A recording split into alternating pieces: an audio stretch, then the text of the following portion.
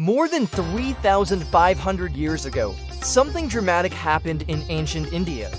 Great cities disappeared, ancient cultures changed. New languages and traditions began to spread. Was it migration? Was it climate change? Or something far more complex?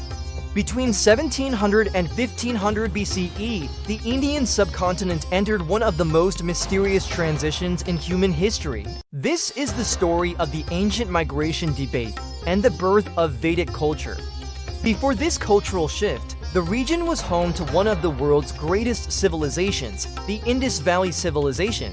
Flourishing between 3300 and 1900 BCE, cities like Mohenjo-daro and Harappa had planned streets, advanced drainage systems, brick houses, and trade networks reaching Mesopotamia. But around 1900 BCE, these cities slowly declined. People began leaving urban centers, trade collapsed. The great civilization faded into history. But the biggest question remained: what happened next? After the fall of the Indus cities, the region entered a period of transformation. Archaeologists found that urban life declined, rural settlements increased, new pottery styles appeared, and burial practices changed. At the same time, ancient texts began describing a new culture. These texts are known as the Rig Veda, one of the oldest surviving texts. It describes tribal societies, horse-drawn chariots, ritual fire ceremonies, and powerful gods like Indra and Agni. But where did the people who composed these texts come from?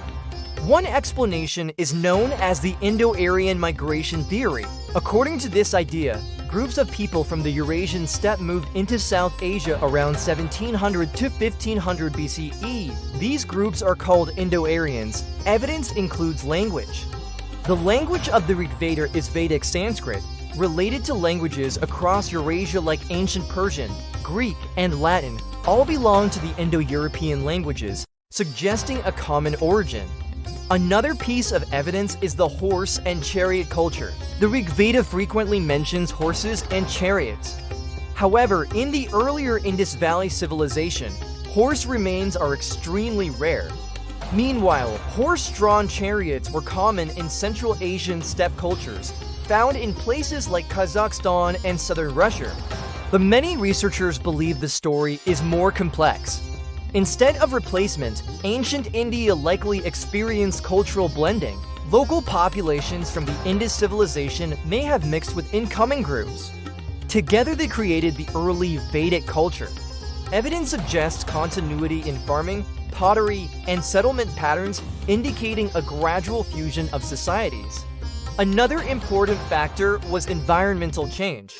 Ancient texts describe a powerful river called the Saraswati River, once a great river of the region. Geological evidence suggests this river began drying up around 2000 BCE, forcing millions to migrate eastward toward the Ganges plains.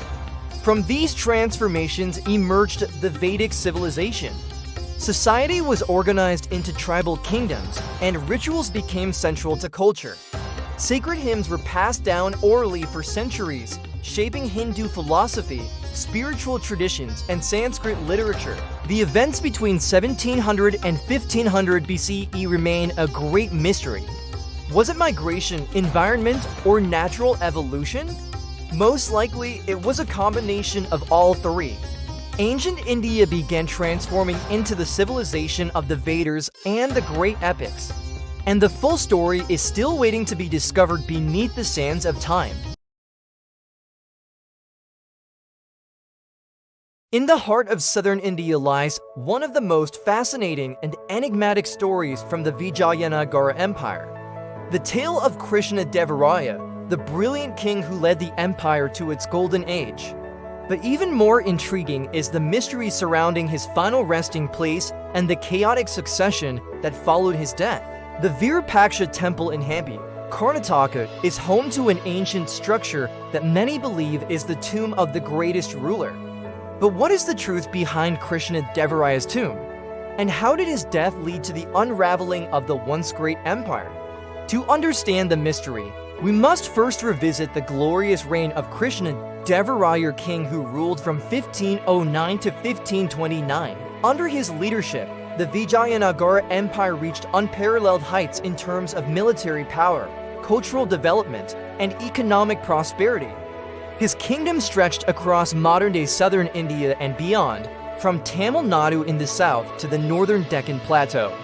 The capital, Hampi, was a thriving metropolis known for its majestic temples, grandiose palaces, and complex irrigation systems. The emperor was a patron of art, literature, and architecture, and he ensured that the empire flourished. His reign was a period of cultural renaissance that left behind breathtaking monuments and detailed records of his campaigns and administration. Krishnadevaraya was not just a visionary ruler, he was also a skilled military strategist. He expanded his empire through conquests, winning decisive battles against the Gajapati kingdom of Orissa, the Bijapur Sultanate, and others. His military successes made him a legendary figure, respected and feared across the Indian subcontinent. But as with all great rulers, time would catch up with Krishnadevaraya. In 1529, after 2 decades of unparalleled rule, he passed away, leaving behind an empire at the height of its power, but fragile. This brings us to the mystery of Krishnadevaraya's tomb. In Hampi, one of the most iconic landmarks is the Virupaksha Temple, an ancient structure that many historians believe houses the tomb of the great king. However, the tomb is not grand. It's relatively simple and lacks any detailed carvings or elaborate structures. This has led to speculation and intrigue over the centuries. What's even more mysterious is the lack of definitive records surrounding Krishnadevaraya's burial. While the tomb in Virupaksha Temple is often pointed to, there are no clear inscriptions confirming that this is indeed his tomb. Some suggest that his body might have been moved to a more private location, but the truth remains elusive. Additionally, the tombs of other rulers from the dynasty are often more elaborate, adorned with inscriptions and sculptures. But for Krishnadevaraya, there is an air of mystery, and some even believe the tomb might have been intentionally kept simple. Then there's the matter of succession, the event that would unravel the very fabric of the empire. Krishnadevaraya's death left a power vacuum, and the struggle for the throne marked the beginning of the empire's decline. His immediate successor, Aliya Ramaraya, was not as capable or popular. Aliya Ramaraya was not the natural choice. The royal family was plagued by disputes, and there was no clear heir. As a result, the empire was plunged into civil unrest, leading to fractured alliances and power struggles at the highest levels. After Krishnadevaraya's death, the Vijayanagara Empire became a divided kingdom. Without strong leadership, internal dissensions grew, and the empire's once mighty military lost its edge. The Deccan Sultanates began to gain ground, and in 1565, they dealt a crushing blow at the Battle of Talikota. Hampi, once a thriving city of culture and power, was reduced to ruins.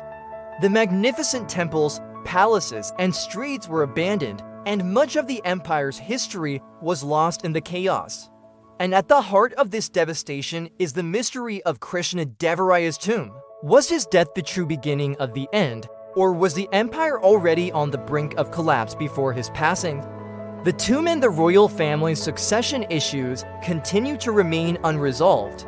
The absence of solid evidence about the tomb leaves us with more questions than answers. Perhaps the mystery is not just about what remains hidden in the stones of Hampi, but also about the story of an empire that soared to great heights only to crash in a wave of ambition and power struggles.